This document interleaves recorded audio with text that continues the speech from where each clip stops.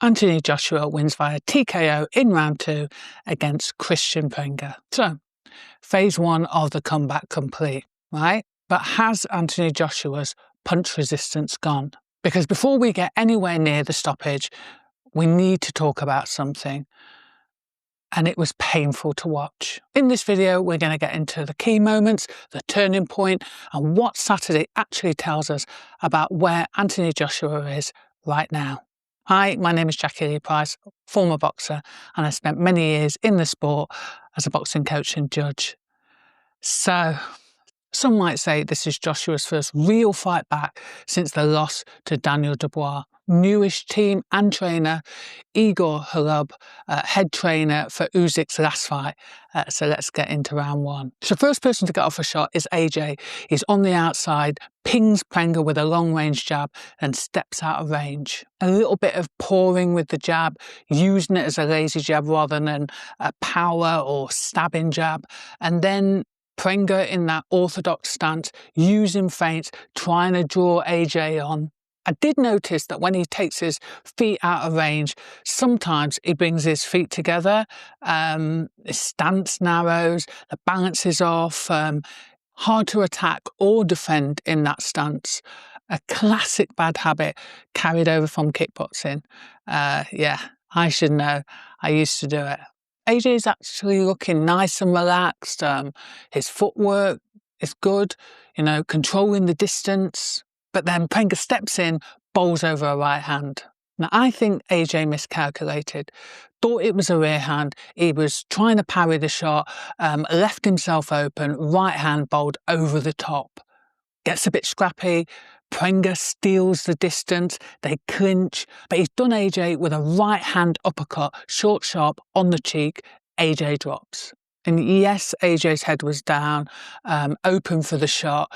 But Prenga was holding the back of his neck and hitting, and that's technically a foul. And how quickly AJ got dropped was crazy. But then AJ gets up on his toes. He doesn't look too phased at this point, but he dips at the knees, makes himself small, really small. And he pokes out the jab.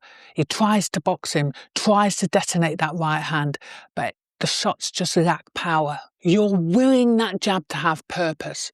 A bit of more of a stamp of authority. Because when AJ gets that jab going, it's technically sound and highly effective. But at the minute, it's kind of lukewarm. I feel like sometimes AJ, he tries to overthink it. Listen, this could be him trying to put all the pieces of what he's learned together versus reverting back to past mistakes. He's been working with Usyk's team full-time since January. It's going to take a little bit of time to embed. He's trying, but he's gun-shy. AJ's lead hand is low and slow to return. But then Prenga capitalises on that, jumps on him, throwing over the top. Prenga's footwork is a bit ploddy, step. Shots aren't entirely orthodox, but listen, it works. AJ can't time them. He's losing shape, going back in straight lines, stumbling, off balance. It's almost like everything he's learned in the past has disappeared. Maybe I'm being a bit harsh. What part did this recent trauma play in this? One thing worth flagging, that sneaky hold of the neck comes into play again, and I don't recall Prenga getting warned for it. But then AJ, jab, holding it out, using it as a measuring stick. No return. Prenga, double jab underneath, opens AJ up through the centre, follows up with a right hand over the top of AJ's jab. AJ falls into the ropes, square on. Prenga, gear change. AJ's getting wrestled and roughed up, trying to hold. AJ touches the canvas with the right hand. Fair play to him. Prenga solves the trap. AJ tries to set with the jab downstairs, upstairs, downstairs. Prenga throws between the sequence. 3 really good moments in that round for Prenga. What a round. Before we get into round 2, if you're new here, please consider subscribing. Quick thank you. Last video alone brought in hundreds of new subscribers, and honestly, the comments, engagement drove so much of that. So genuinely, thank you. So round 2, first to get off his shots is AJ, flicking out that jab, a little bit more tentative. It doesn't look like it's got much power behind it though, but he's moving his feet, holding his shape. AJ's trying to parry that lead hand. When Prenga looks like he's going to throw the jab, he preempts it too soon, brings his hand way too far out and leaves himself open. But then right hand through the middle from AJ. Prenga definitely felt that. Seems like a very different fighter from round one who came out and made a statement. I like the fact that AJ is back on the jab, more accurate, he's not panicking. We're seeing him weathering the exchanges. Throws a jab, follows up with the right hand. Nice basics. Prenga off balance, backs into the corner. He offers no answers. Just covers up. No counters, no little pivots, no, shift to the feet, no attempt to get out of the corner. And when the action resumes, Prenga waits. No offensive work. Zero. AJ lets his hands go 1-2 straight down the pipe. Fury and drops Prenga. I think it was with a right hook. It's a wrap. But he almost seems too relaxed. But for me, there was a timing. He's waiting too long, hesitating, looking for that perfect moment to place the shot. It's all a little bit safety first. Fair play though, he got the job done. A win's a win, but he's got some work to do. Klitschko, 2017. AJ takes a couple of right hands, tries to parry the next one, mistimes it. Klitschko gets through and AJ's down. Dubois fight. AJ's right hand's low, lead hand slow to return. Dubois throws over it, down. Here, AJ goes to parry Dubois' lead hand, leaves himself open. Dubois follows up with the right hand.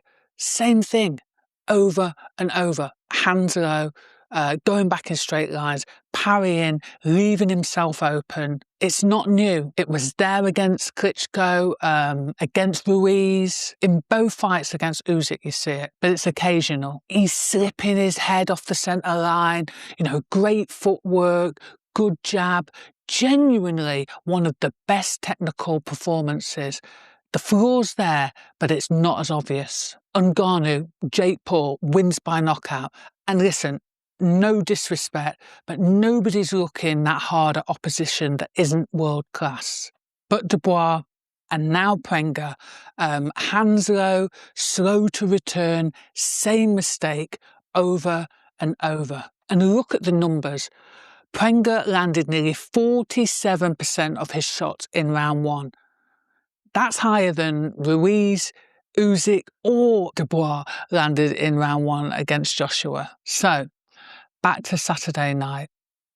Has Anthony Joshua's punch resistance gone? And to be fair, when you get dropped, you're momentarily knocked out of flow state. You're in your head, searching for answers. Your mind's mixed up, desperately searching for the key to unlock the file needed to get back on track. And what part did trauma play in that? Car crash, losing two close friends. And I guess there's another argument. People will compare him to Errol Spence. 3 separate car crashes, and he still went on to fight 4 more times. And as the saying goes, a fighter reverts back to type under pressure. You fall back, what's most deeply drilled into you, and new habits haven't earned their place. Saturday, it was all safety first. There were momentary lapses of concentration. And for somebody that's been a 2-time unified champion, expectations were high. Did we see some of the old AJ back on Saturday, or has he declined? Because remember that stat, Prenga's round one. Shots landed rate was higher than Ruiz, Usyk and Dubois' round ones. A largely unknown fighter outperforming 3 genuine world-class operators in the opening round. And that's not really about Prenga. There's an unspoken rule in my community: don't criticise each other publicly. We saw the consequences play out in football recently. This is a review. Constructive criticism as part of it. It's not hating. Get out your feelings. I remember AJ Team GB days.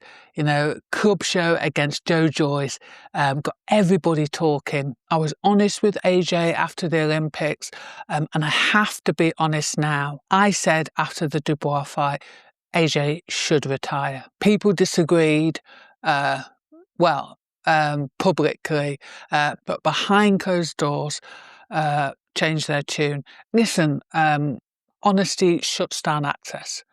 I get it.